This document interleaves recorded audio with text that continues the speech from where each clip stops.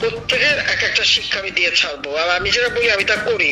সারা দেশে বৈষম্য বিরোধী আন্দোলনে ক্ষমতাচ্যুত আওয়ামী লীগ সরকারের প্রধানমন্ত্রী শেখ হাসিনার নতুন ফোন রেকর্ড ভাইরাল হয়েছে। গোপালগঞ্জ সদর উপজেলা ছাত্রলীগের যোগ্য আহ্বায়ক ও গুরাশি ইউনিয়নের বাসিন্দা পরিচয়ে শেখ হাসিনার সাথে পরিস্থিতি তুলে ধরে কথা বলেন এক তরুণ। এক পর্যায়ে শেখ হাসিনা আবারও দাম্ভিকতার সাথে বলেন, এক মাগে শীত যায় না, প্রত্যেককেই আমি শিক্ষা দিয়ে ছাড়ব, আর আমি যেটা বলি সেটাই আমি করি। বর্তমান অন্তর্বর্তীকালীন সরকার আগামী 1 মাসও টিকতে পারবে না, তবে এ নিয়ে দেশ জুড়ে ষড়যন্ত্র তত্ত্ব ডালপালা মেলছে। আর এখন একেবারে ওই সুৎখোর ইউনূসের কথা শুনে লাফাচ্ছে, আর ওই জামাতের ওরা কয়দিন আছে, সামনে 1 মাস থেকে কিনা দেখো।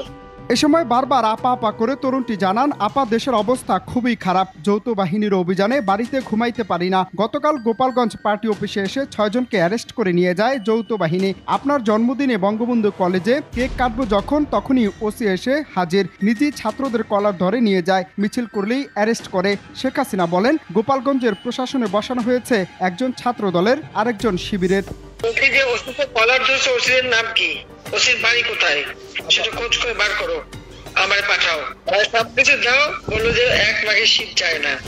এ সময় শেখ হাসিনা আবারও দাম্ভিকতার সাথে বলেন, এই সরকার আর 1 মাস চালাতে পারবে না, জামাত কয়দিন থাকবে, আমি প্রত্যেকটার হিসাব নেব। পুলিশের জন্য আমি 15 বছরে কি না করেছি, ছাত্রলীগের গায়ে যারা হাত দিয়েছে তাদের প্রত্যেককে হিসাব দিতে হবে, প্রত্যেককে আমি শিক্ষা দিয়ে ছাড়বো।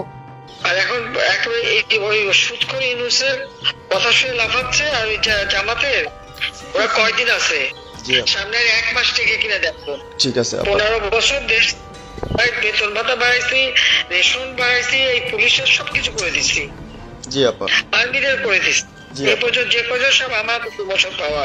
জি আপা, 1 মাস আগে গিয়ে দেখো, তখনই আপনারা যারা বেশি বাড়াবাড়ি করেন কোথায় যাবেন সেটা বুঝে নিয়েন, আর এই তালিকা সব করে রাখো আপা।